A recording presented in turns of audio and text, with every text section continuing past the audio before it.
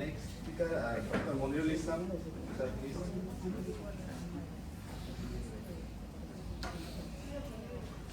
Next, Dr. Sagir Ali, sir. Tanya permit to vote.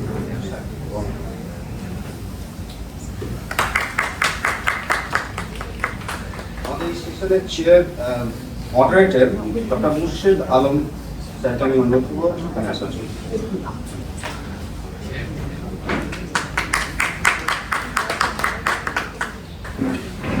Dr. Mursed Alam is an assistant professor of English at Gour College, University of Bengal.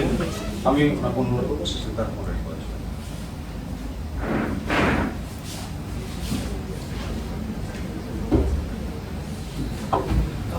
Allow me to thank you for being there.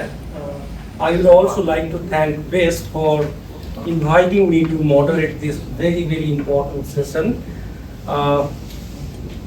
Research and writing is perhaps the barometer of the intellectual growth of a community, and we are pretty well aware of the sorry state of research among the Muslims of Bengal. There are various reasons for that. Lack of cultural capital, institutions, networks, and many other economic and other issues. But that's not the only picture. There are some individuals who have transcended these myriad problems and carved a niche for them in the field of research. And this session is to celebrate their journey, their intellectual pursuits. And we have with us three very distinguished researchers. We have with us Professor Amzed Hossein. He is a senior professor and he is currently associated with Netaji Open University. We have with us Dr. Monirul Islam. He is with Presidency University, Kolkata, and we also have with us the very young and dynamic Sheikh Sagir Ali. He is associated with Midnapore College. I am not, talking about their research and their publication because that's what we are going to do in this panel. So I would request them in their deliberations to focus on their research journey, how did they come to research as a vocation, because research is a vocation, is a journey, lifelong journey. So how did they come to research? What are the research questions that motivated them? How did they build the network? What are their significant publications? Why I am asking them to focus on these issues? My objective is that this will give the young researchers present here some sort of direction to pursue their own research.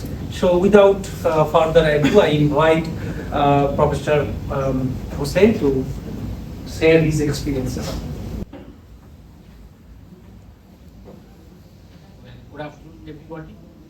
I'm very grateful and I feel honored to be invited here to talk about participate in this day's seminar. Well, I started my PhD work at IIT Kharagpur. Of course, it was part of my profession because I was then working as a lecturer in English. It was then called lecturer in English at Kharagpur College. So I started my PhD at IIT Kharagpur. And I completed my PhD on the British poet Ted Hughes. From there, I completed my thesis in 1992 and I was awarded the degree in 1993.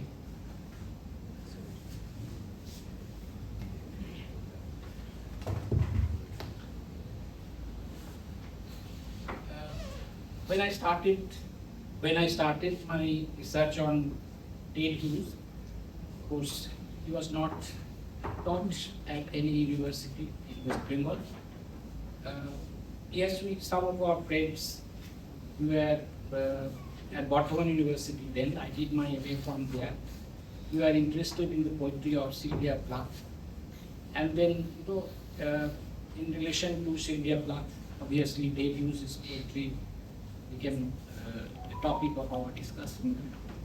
And well, I chose Deleuze as the subject of my PhD. And then, after I completed my PhD, I shifted my attention to other subjects. Of course, I keep myself up to date about whatever is being published or written on Deleuze. But as I said, I shifted my attention for various other reasons. In 1989, after my marriage, I discovered Rokeya Rachanabali at the house of my father-in-law. The Rokeya Rachanabali first edition, published in 1973 by Bangla Academy, Dhaka. The second print was gifted to my wife, and also a biography of Rokeya by Abdul Hannan Shriyat. Both the editions, both the books were published in 1984. So in 1985, my wife's Nana, she gifted the books to her. So after marriage, I found, or I could, be aware of Rokeya Shakhawat. Before that, I never heard of Rokeya's name. In fact, in those days, I don't think in West Bengal many people knew about Rokeya. And the Rokeya Rachana Samogra, a kind of collective works of Rokeya, was brought out in Kolkata in 2001. And by that time, I came to Kolkata and I joined Sundranath College from College. And then I was fortunate to be associated with the publication of the second edition of Rokeya Rachana Samogra, which came out in 2006. I was one of the members of the editorial board, and I also was asked by Vishwakosh Purishad, the publisher of that book. It was also a kind of NGO to deliver Rokeya Memorial Lecture. And in the previous year, 2005, was the 125th year of birth of Rokeya Shakhawat. I was then associated with another NGO. The NGO worked with Muslim women's self-help group. So I was delivering some public lectures to some of these women's organizations, women's groups. So then I became interested in Rokeya and her writings. A few years later, in 2009, so I joined as a part-time teacher at Arya University, because English department in Arya University started in 2009. And we were also involved in preparing the syllabus of English MA. So I proposed to include Sultana's Dream in that syllabus. Our first VC of Arya University proposed that there should be one paper in English syllabus on the literature of the Islamic world in English or in English translation. Professor Syed Samsul Alam. So we devised such a paper and included Sultan's Dream. Yeah, I used to teach that text, but I used to distribute the Xerox copy to the students, but there was no critical material available, as you know. So the students wanted something, and I therefore edited a critical edition of, it was called Critical Edition, small book. I wrote sort of introduction and discussed text, because most of the books written in or published in Bangladesh dealt with the biography or paraphrase kind of criticism. There was not much theoretical discussion on. So I analyzed that text as a kind of feminist text, kind of feminist utopia. So what are the features of feminist utopia? How utopia, you see, inflected the textual conventions of classical utopia and replaced the male supremacist content and valorized women's issues in that text. So I try to, highlight on those aspects. And also, another thing was that, you see, satire, utopia is a kind of indirect satire on the existing condition of society. The authors, the utopia writers, usually, indirectly criticize the existing society in their utopia by imagining a kind of ideal society where those ills were not present. So what was the condition of women's education in the late 19th and early 20th century? So I studied on that, Mama Bodhini Putrika and other publications of those days, 1901 or 2 was that, because Sultana's Dream came out in 1905. So I tried to show how perhaps Rokeya was inspired to imagine a kind of ideal world where women were teaching in universities and working in laboratories, offices, managing the administrative work, etc. So perhaps the condition of women at that time, the very degraded condition of women in those days, perhaps inspired Rokeya to imagine such a world where women will be able to do all such kinds of works. Janana will be abolished. Instead of that, Mardana will be created or imagined by her. So that was another area I tried to do in those works, those days. And then, I was a student of Hooghly Mohsin College. So around 2012 or so, 200 years of the death of Haji Muhammad Mohsin was being celebrated or being observed. And so I thought that I should write something about Haji Muhammad Mohsin and his endowment, how it helped in the progress of education in West Bengal as well as in undivided Bengal and beyond. So we published a very fat book on Haji Muhammad Mohsin. I was requested to write an English book also because some non-Bengali people wanted to read about this. So I wrote a small book on the Mohsin endowment and the progress of education in colonial Bengal. After that, I also worked on another person whom who is very dear to me. He is Delawar Hossein Ahmed Mirza. He was the first Muslim graduate of Bengal. He first passed from Calcutta University in 1861, and he published 2 volumes of essays,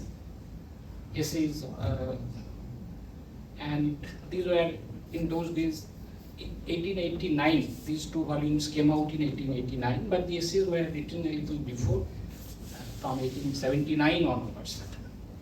He was a very radical kind of thinker, contemporary of Sayyid Amir Ali, little bit junior to Nawab Abdul Latif or Sir Sayyid Ahmed Khan.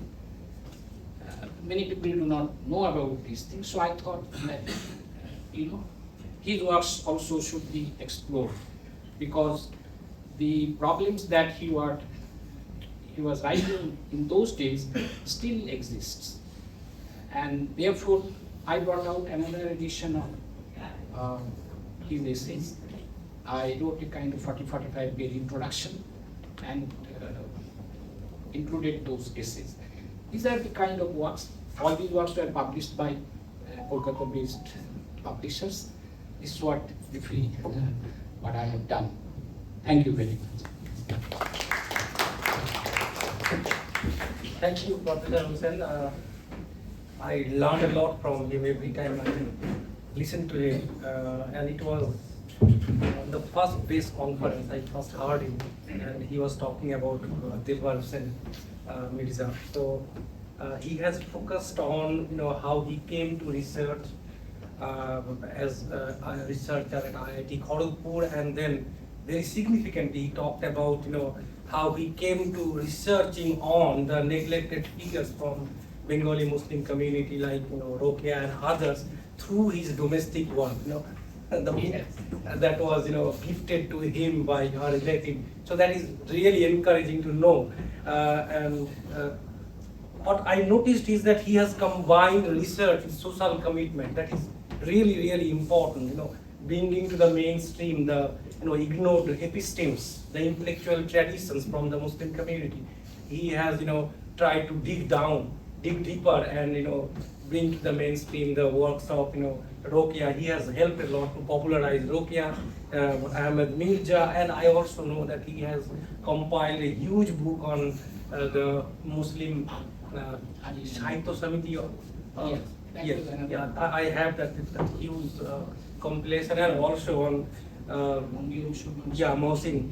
So thank you for your very important research. We will come back to it after the other presenters finish their presentation. Now I invite Dr. Monirul Islam to share his experience of this.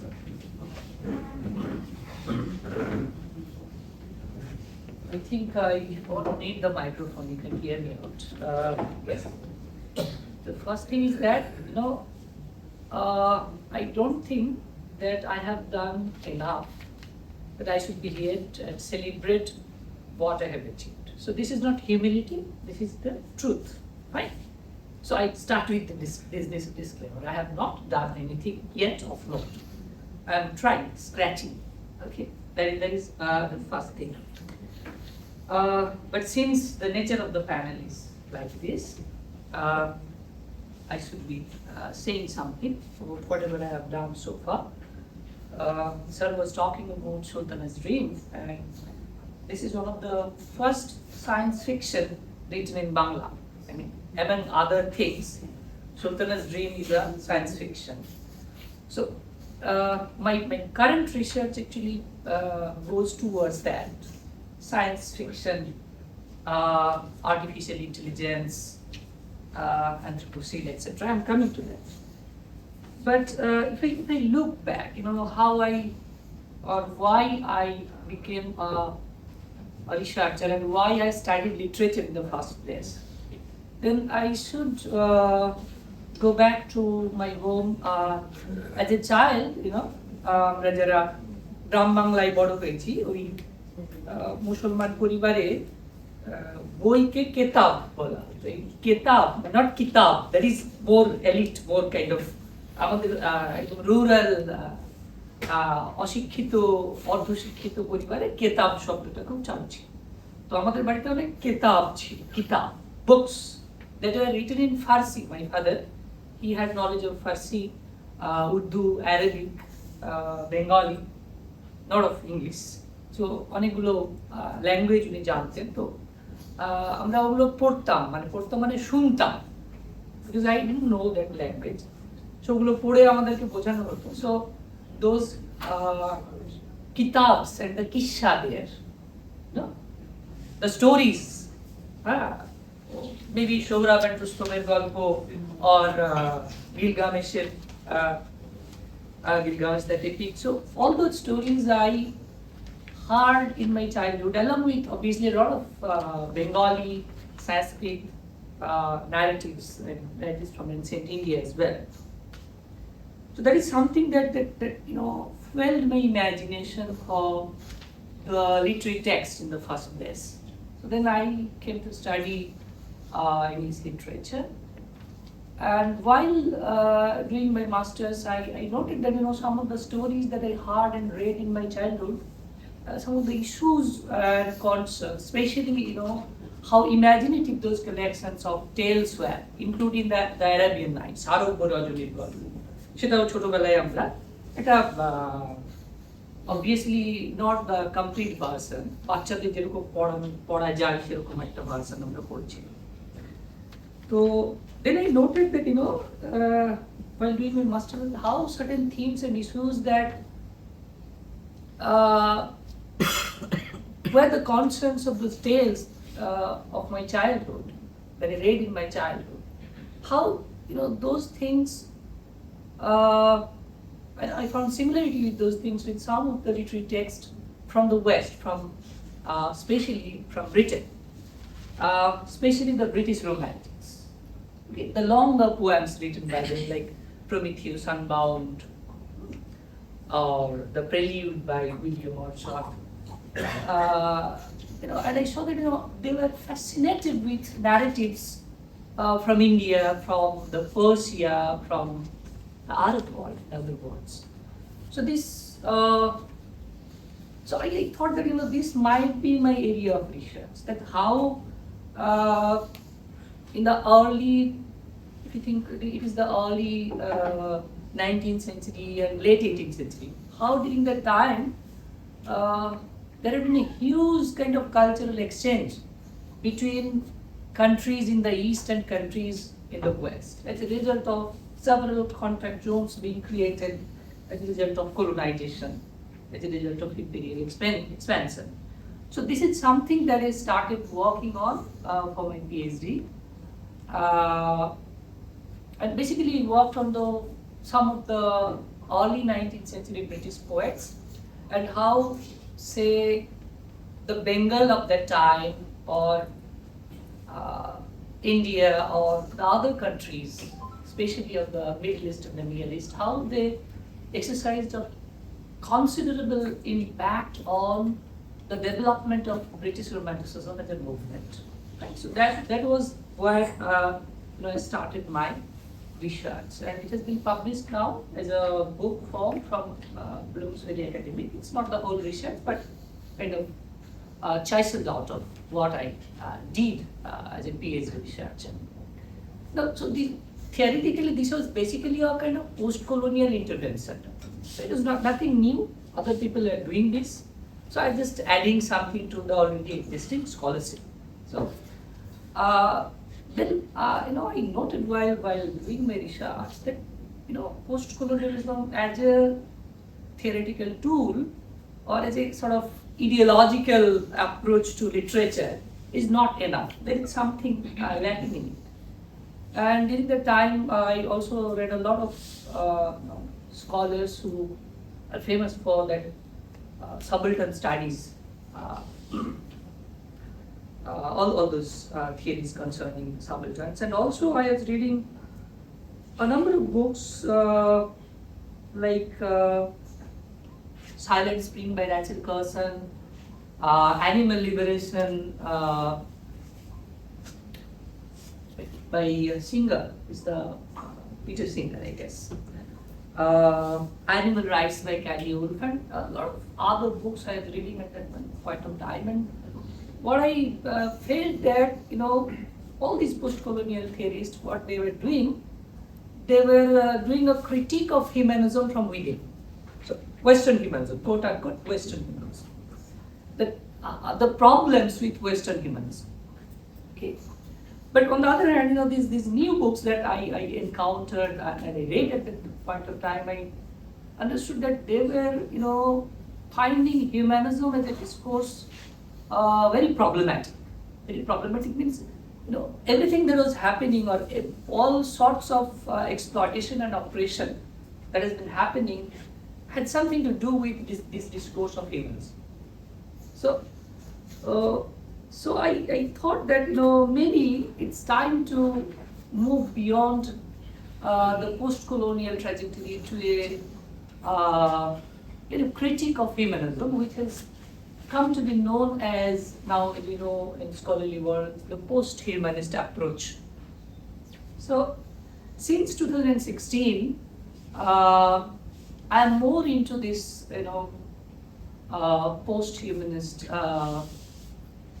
understanding of not only of the literary text, but also of the society, as well as of the planet as a whole.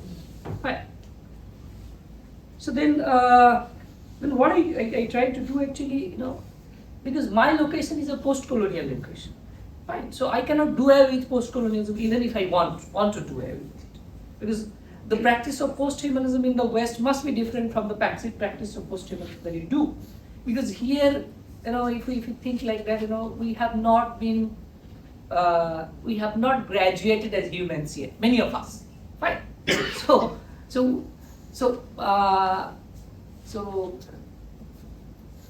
I thought that there should be a different kind of post-humanism that should be practiced in India or in South Asia, the post-colonial locations. So I started writing a kind of critique, but at the same time I was also fascinated by all these post-humanist thinkers, post-humanist philosophers.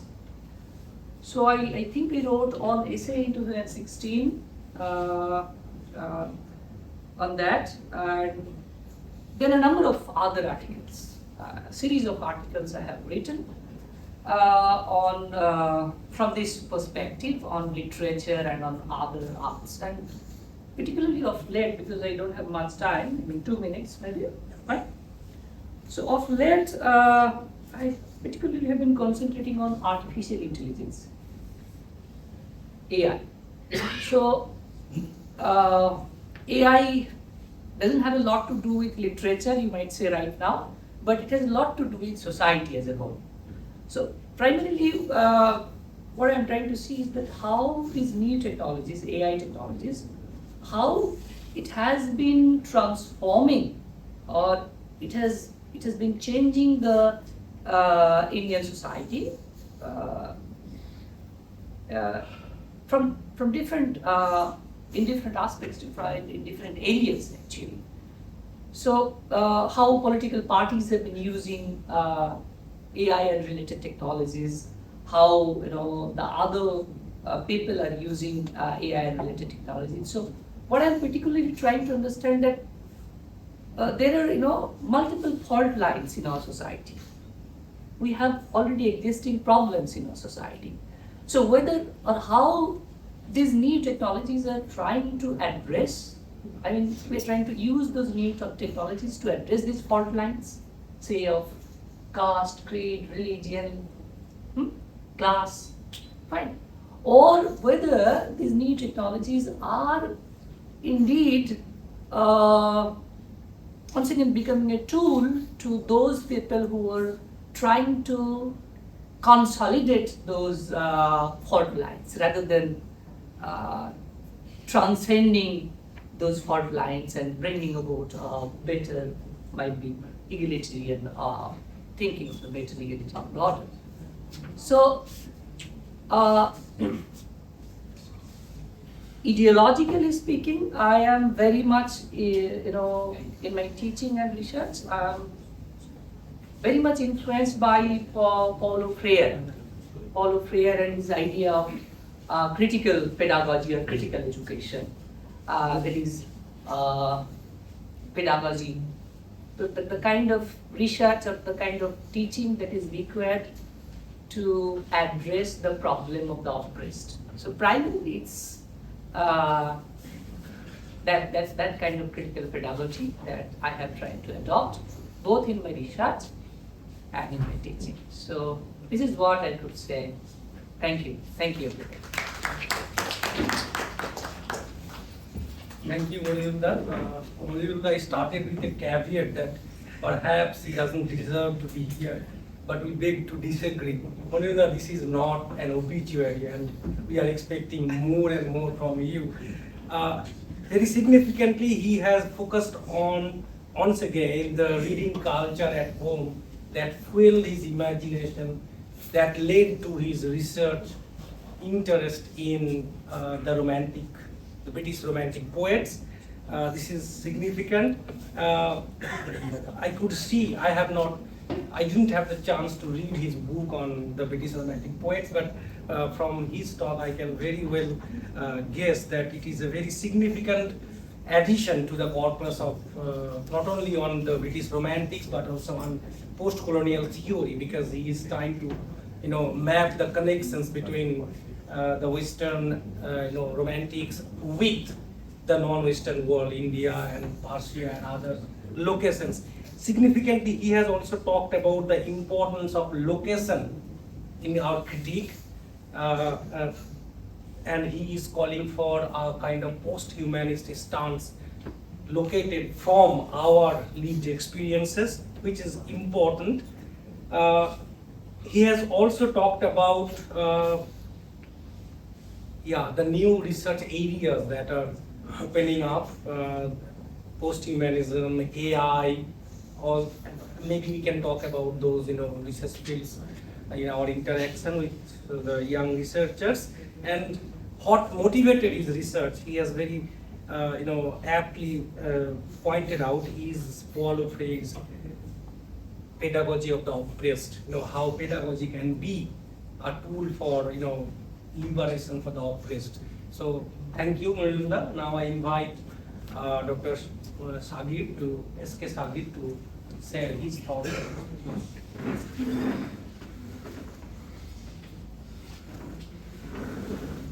Thank you very much for inviting me, Grace, and all the dignitaries here, especially Amzed sir, Monirul, and all the people over here.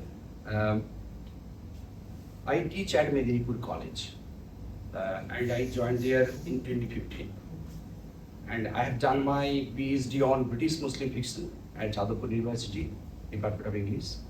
And that thesis has come out as a monograph from Routledge. And here in this book, I have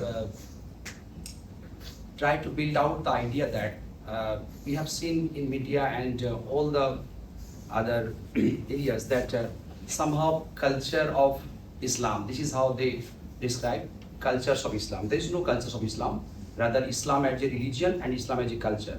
Both are two different things. And this is how I have described how Islam as a religion and Islam as a culture are prescribed, and we can here split all these things in the narrative of other novels, especially by Jia Haidar Rahman, Hanif Qureshi, and Salman Rushdie, Laila Abu. These are my important people's novelists I have discussed at various lengths, and I engaged myself in serious academic writing, especially after or during COVID or after COVID, you can say. I published one edited volume that is called Religion in South Asian Anglophone Literature. I have searched Google that whether this religion in Anglophone literature was there or not. Somehow I didn't find any text, that text means critical book, that dealt with the Anglophone literature and religious perspective. And here, I, as a principal editor of this book, I have tried to negotiate all the platforms of South Asian literatures, how they deal religion in this post-secular age. This was my first edited collection, and after that I have a interest on literary theory as well.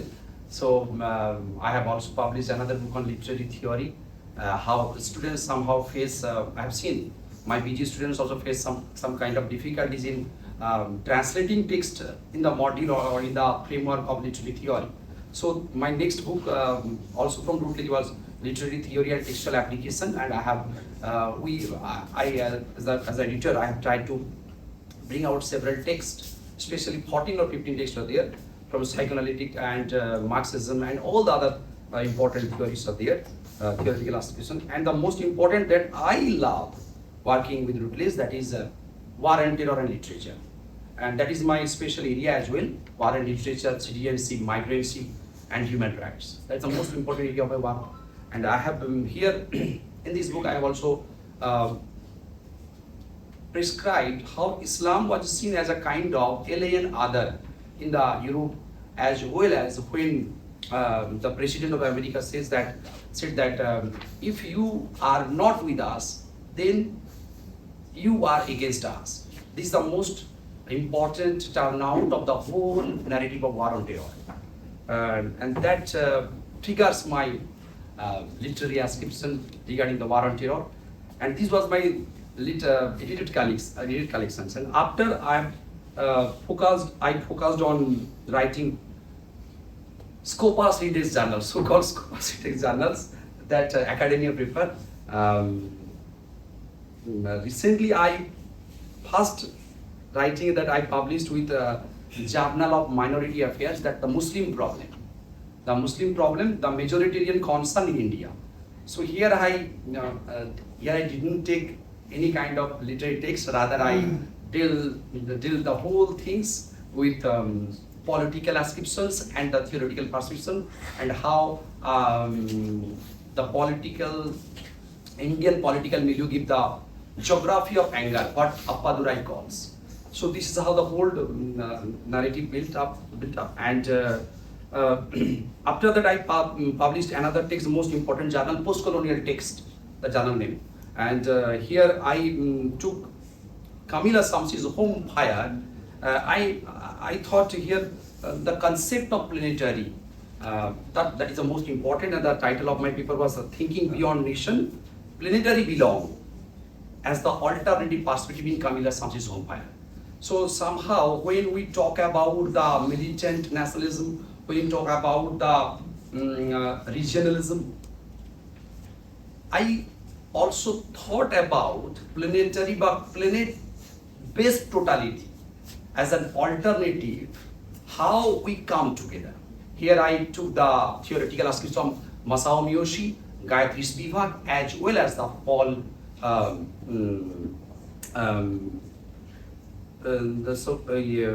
another theorist I named Paul Gilroy. So this is how the planet-based totality, counter the so-called narrow Islamophobic idea, Islamophobia and other narrow nationalisms. This is how the whole paper builds up. This was published in Post-Colonial Text, and that is published from Canada. From British Muslim, I am suddenly trying to, what Monirul was saying, that I was trying to narrow down my focus to South Asian Muslim. And I published another paper in the journal called South Asia, most important journal, where I dealt about the practice of mourning in the Amina Hussein's novel, The Moon in the Water. Practice of mourning, that is called Idda. How practice of mourning somehow was taken as an isolated practice, and Muslim women were pigeonholed in the 1980s Sri Lanka. The whole paper was built upon the practice of mourning, or the practice called Idda, by taking the theoretical assumptions as well as the national perspective. And recently I built my interest on Shaheen Bagh. Before Shaheen Bagh, I missed one point, that I published another novel, another publication in the journal called Global Post-Colonial Journal something. It was published by Florida University Press. And here I described the ethics of sacrifice in the Wasted Vision. And how sacrifice, the very connotations of sacrifice, that is, there is no such give and take policy in sacrifice in Islamic or the Abrahamic tradition, so-called Abrahamic tradition.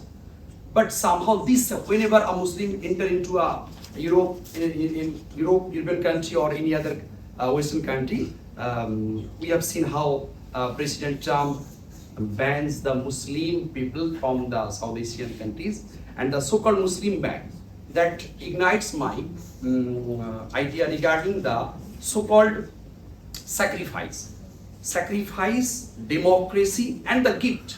All these things, according to Derrida as well as the Levinas, all come together. Whenever you sacrifice in the very taste of the testimony of the religious belief, then there is no give and take policy.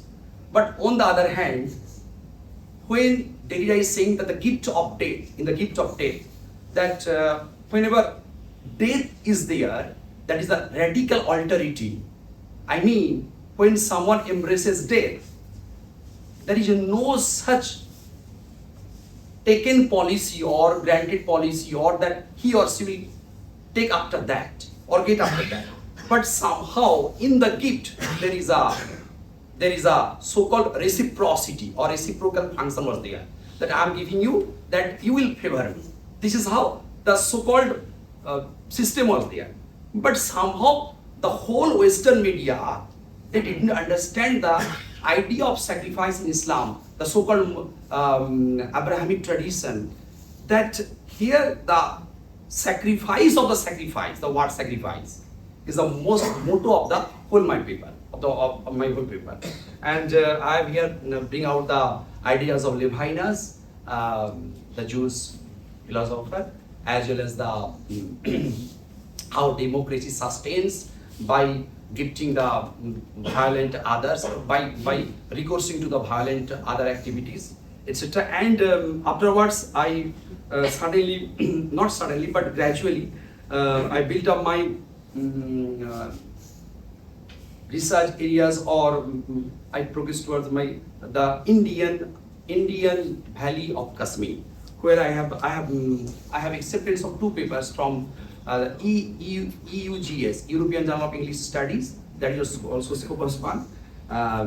Here I also describe about the Rahul Pandita's paper, the so-called Pandit community, and one Kashmir narrative was there. So I tried to build up how community or how Pandit community was enforced, or they have walked away from the valley, or what were the socio-political milieu and what are the conditions that trigger all these things.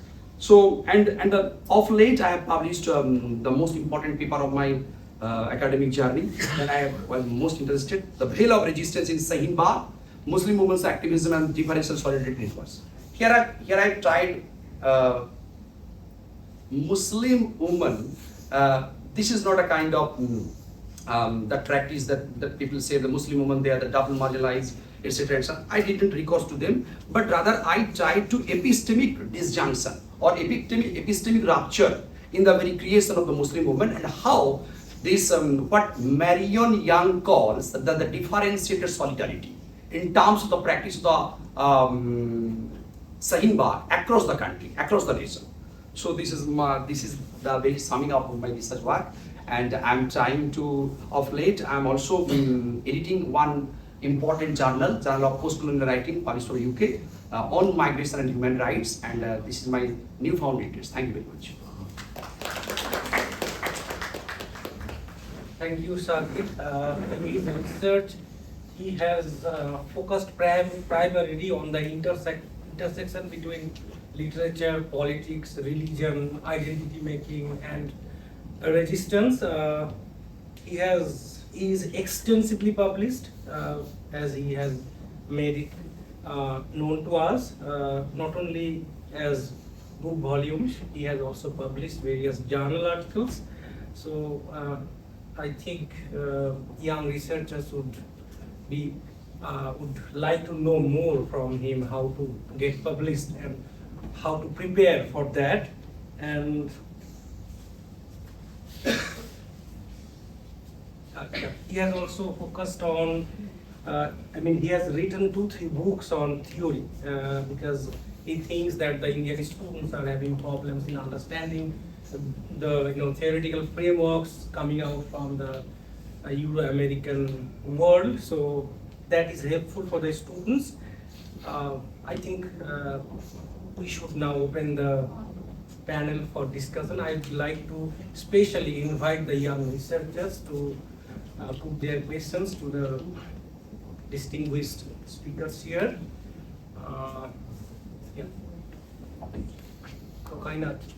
First of all, thank you so much for sharing all of your research journeys with us, which were very inspiring and very interesting at the same time. I'm Kainat, so Mursed is well aware of my research. So my research is on the Muslim family and the Urdu public sphere. And what I wanted to ask to the panel is, how do we strike a balance, and or rather I must say, how do we strike an objective balance while doing our research, as a Muslim believer and as a feminist person, sometimes there are instances where the feminist interest clashes with the fundamentalist principles, you know. So how do I strike a balance through my research in the perspective that I choose to look at my findings, and how do I just handle all of this complexities? So that's my question to you, if you could please. Thank you. I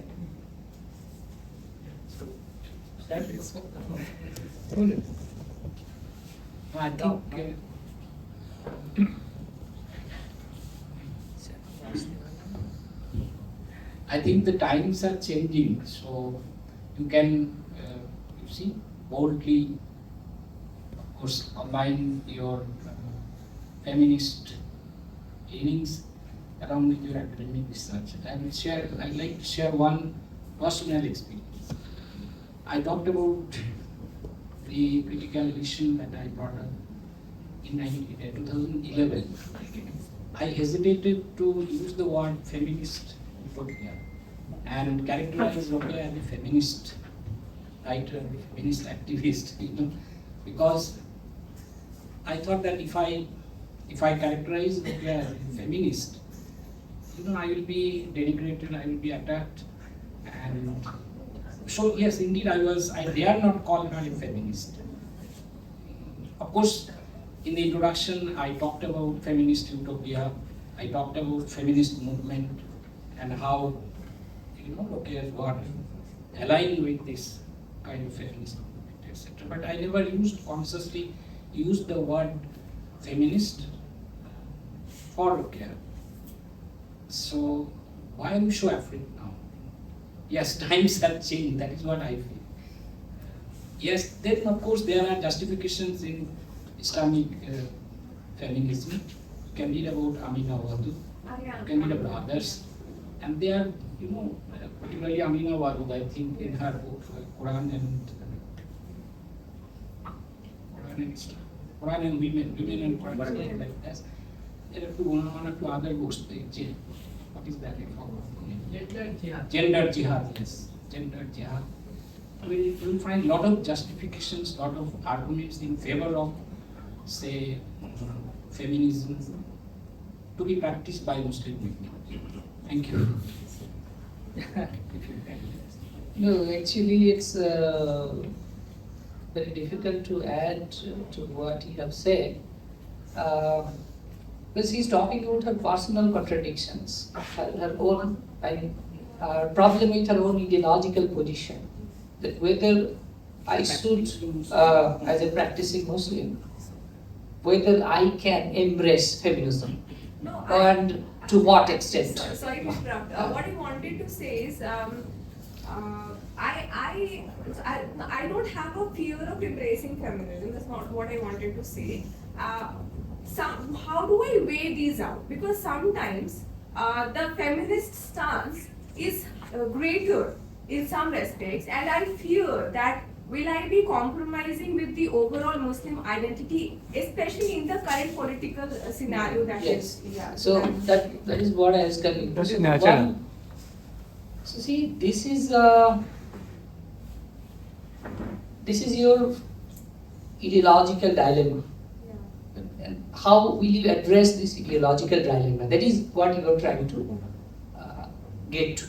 How to address it. So you see, as Sir was saying, there are a lot of texts that addresses the issue of feminism from an Islamic point of view. So they might help you to say understand yourself and your own location, ideological location.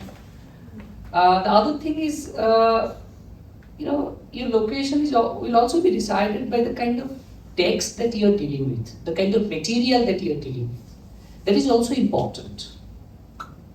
So your material that you are dealing with might lead you to positions that might contradict with your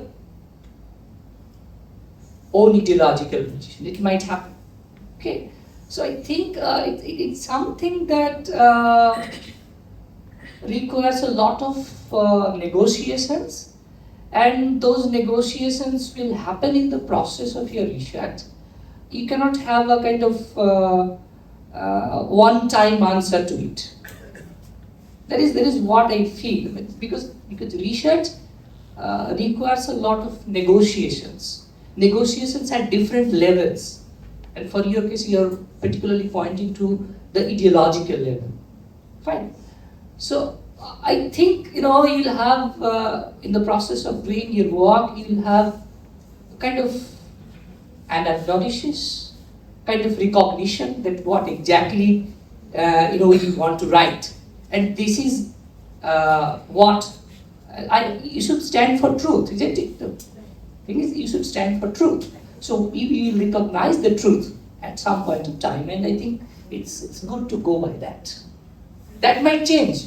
A few months after, that might obviously change, but you can go by that for that moment. Okay, thank you.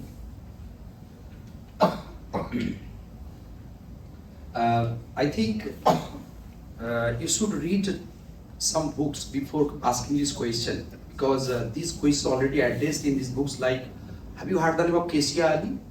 No. Kesia Ali. So she is the most important figure and writer in America. She is working in the Department of Religion, Duke University, and read her books.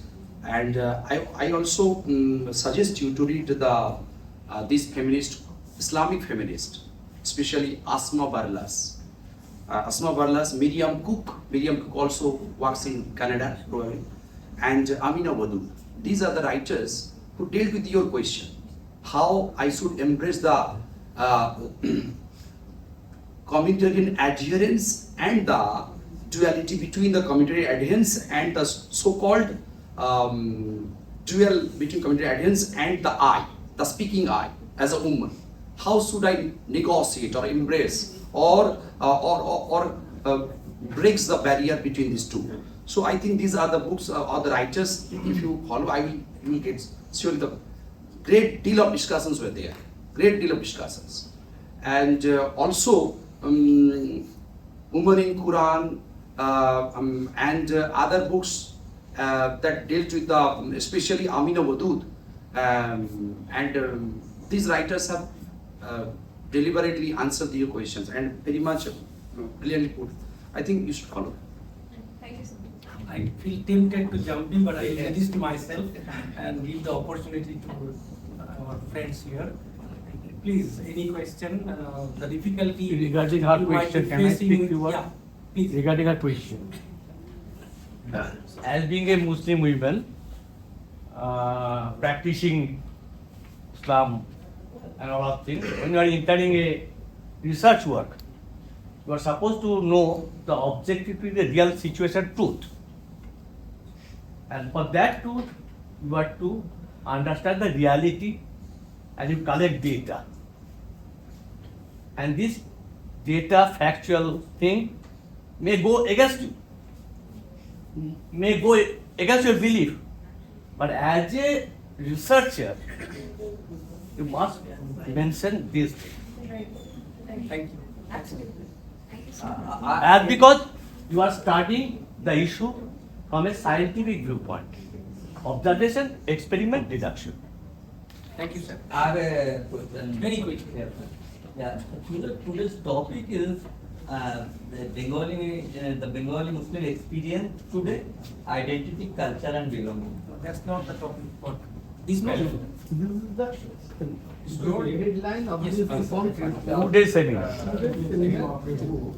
written by Diti Raj Kapoor, India's Muslim problem. Diti Raj Kapoor. Riti Raj Singh. Gustav Raj Kapoor. India's Muslim problem. He has written this book when social movement was going on. And there are some points, good points there. And one book is Islam and Poets, written by Mariam Jamia, Islam and Poets. For taking some points on the topic. Thank you. Thank you, sir. Thank you.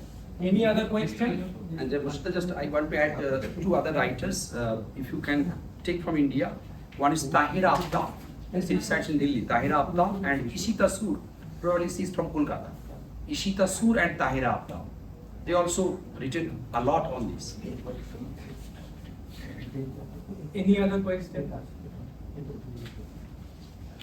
The difficulties you might face in formulating your research, how to tackle with that, how to get published, because you might get suggestions from researchers here. Any question? Anything? How are you doing on time? We need to wrap up. Okay.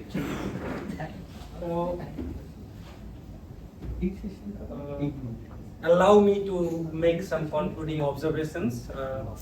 First of all, I thank profusely the three speakers present here. I personally have learned from their writing, and I hope this will also generate some kind of churning in the community, and they will feel motivated for research. My 2-3 observations. What we can do to develop a research culture. First, there is a lot of Abhiman. Yesterday I realized that nobody is writing about us. This journal has no entry on us.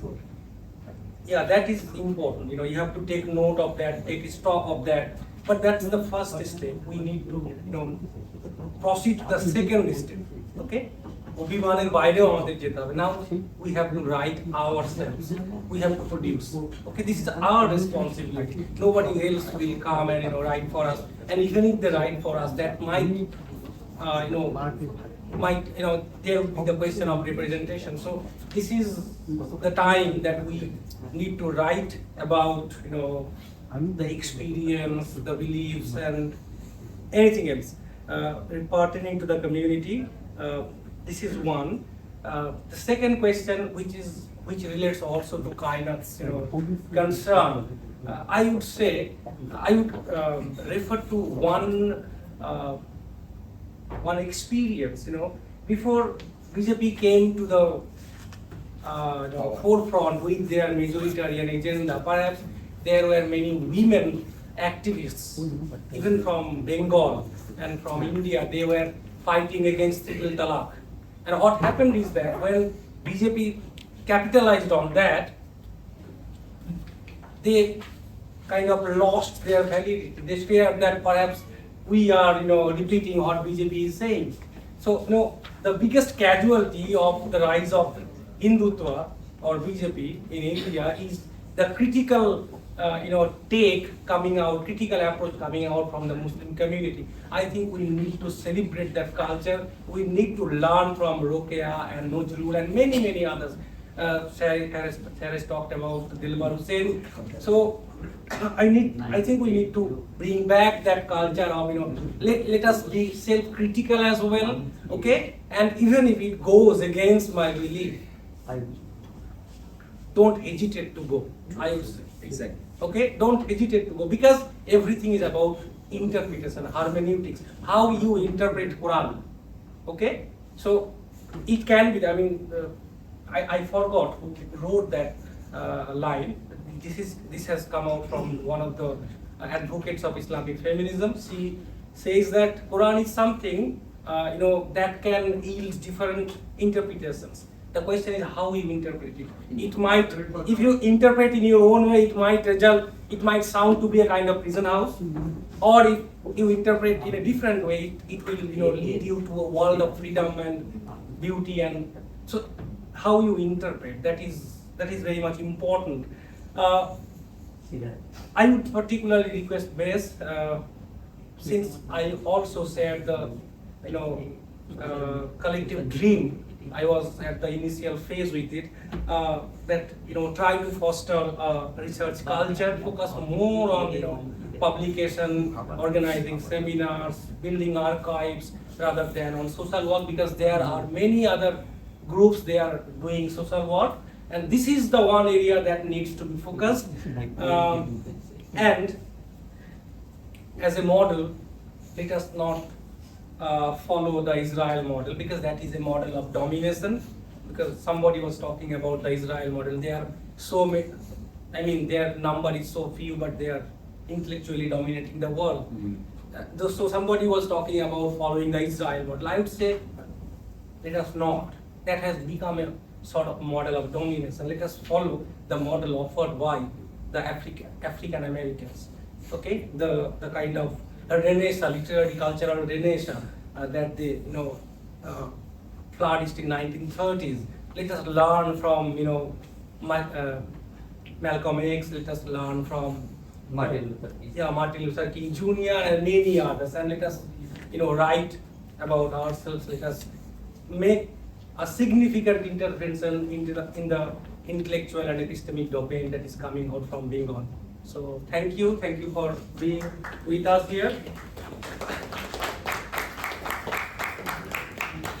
Thank you, Hossein, also. Sir, we do give a few seconds. After the yes. So thank you, Murshed and all the speakers. So this is the lunch break, and I will request everyone. Please